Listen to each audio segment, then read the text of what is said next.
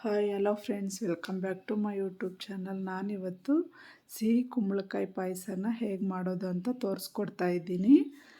ನಾನಿಲ್ಲಿ ಒಂದು 1/4 kg ಆಗೋಷ್ಟು ಕುಂಬಳಕಾಯಿನ ನೀಟಾಗಿ ಕಟ್ ಮಾಡಿಕೊಂಡು ಇಟ್ಕೊಂಡಿದ್ದೀನಿ. ಮತ್ತು ಕಡಲೆ ಬೀಜನ ಒಂದು 100 ಗ್ರಾಮಷ್ಟು ಈ ರೀತಿ ಫ್ರೈ ಮಾಡಿಕೊಂಡು ಒಂದು ಪ್ಲೇಟಿಗೆ ಹಾಕ್ಕೊಂಡಿದ್ದೀನಿ.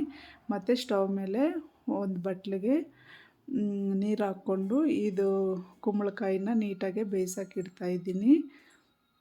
ನೋಡಿ, ಈ ರೀತಿ ನಾವು ಚೆನ್ನಾಗಿ ಬೇಯಿಸ್ಕೋಬೇಕು. ಅಷ್ಟರಲ್ಲಿ ನಾನಿಲ್ಲಿ ಮತ್ತು ಇನ್ನೊಂದು ಬಟ್ಲಲ್ಲಿ ಬೆಲ್ಲನ ಕಾಯಕ್ಕೆ ಇಡ್ತಾಯಿದ್ದೀನಿ. ನೋಡಿ, ಈ ಪಾಯಸಕ್ಕಂತೂ ಬೆಲ್ಲ ಹಾಕಿದ್ರೇ ತುಂಬ ಟೇಸ್ಟ್ ಇರುತ್ತೆ. ಮತ್ತು ಕಡಲೆ ಬೀಜನ ಈ ರೀತಿ ಹುರಿದು ಸ್ವಲ್ಪ ತಣ್ಣಗಾದ್ಮೇಲೆ ಸಿಪ್ಪೆ ತೆಗೆದುಬಿಟ್ಟು ಈ ರೀತಿ ಮಿಕ್ಸಿಗೆ ಹಾಕ್ಕೋಬೇಕು. ಸ್ವಲ್ಪ ಅದ್ರ ಜೊತೆಯಲ್ಲೇ ಏಲಕ್ಕಿ ಮತ್ತು ಗಸಗಸೆಯನ್ನು ಸಹ ರುಬ್ಕೋಬೇಕು. ಮತ್ತು ಹಸಿಕಾಯಿನ ತುರಿದಿಟ್ಕೊಂಡಿದ್ದೀನಿ, ಒಂದು ಹೋಳಷ್ಟು. ಇದು ಬೆಂದಿದೆ. ಇವಾಗ ಕುಂಬಳಕಾಯಿ ಪೀಸಸ್ ಎಲ್ಲ ಈ ರೀತಿ ನೀರು ಸಪ್ರೇಟ್ ಮಾಡಿ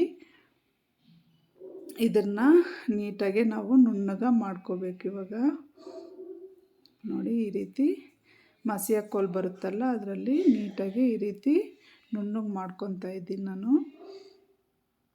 ಇವಾಗ ನೀರೆಲ್ಲ ಸಪ್ರೇಟ್ ಮಾಡಿದ್ದೀವಲ್ಲ, ಆ ನೀರನ್ನೇ ಹಾಕ್ಕೊತಾ ಇದ್ದೀನಿ ನಾನು. ಅದು ಮತ್ತು ಬೆಲ್ಲ ಕಾಯಕ್ಕಿಟ್ಟಿದ್ವಲ್ವ, ಅದನ್ನು ನೀಟಾಗಿ ಸೋಸ್ಕೊಂಡು ಹಾಕ್ಕೊತಾ ಇದ್ದೀನಿ. ಜಾಸ್ತಿ ನೀರು ಹಾಕೋಕ್ಕೆ ಹೋಗಬಾರ್ದು, ಸ್ವಲ್ಪ ಗಟ್ಟಿಯಾಗಿದ್ರೇ ಚೆನ್ನಾಗಿರುತ್ತೆ. ನೋಡಿ, ಇವಾಗ ರುಬ್ಬಿಕೊಂಡಿದ್ವಲ್ವ ನಾವು ಕಡಲೆ ಬೀಜ ಪುಡಿ ಮತ್ತು ಹಸಿಕಾಯಿ ತುರಿನ ಹಾಕ್ಕೊಂಡು ನೀಟಾಗಿ ಇವಾಗ ಮಿಕ್ಸ್ ಮಾಡ್ಕೋಬೇಕು. ನೀವು ತುಪ್ಪ ಇಷ್ಟಪಡೋರಾದರೆ ತುಪ್ಪನೂ ಸಹ ಹಾಕ್ಕೋಬೋದು. ನೋಡಿ, ಇಷ್ಟೇ. ತುಂಬ ಚೆನ್ನಾಗಿರುತ್ತೆ, ತುಂಬ ಟೇಸ್ಟಿಯಾಗೂ ಇರುತ್ತೆ. ಒಂದು ಸಲ ಟ್ರೈ ಮಾಡಿದೆ, ಮಿಸ್ ಮಾಡಬೇಡ್ರಿ. ನೋಡಿ, ನಾನು ಇವಾಗ ಟೇಸ್ಟ್ ಮಾಡ್ತಾಯಿದ್ದೀನಿ. ತುಂಬಾ ಚೆನ್ನಾಗಿ ಬಂದಿದೆ. Thank you friends.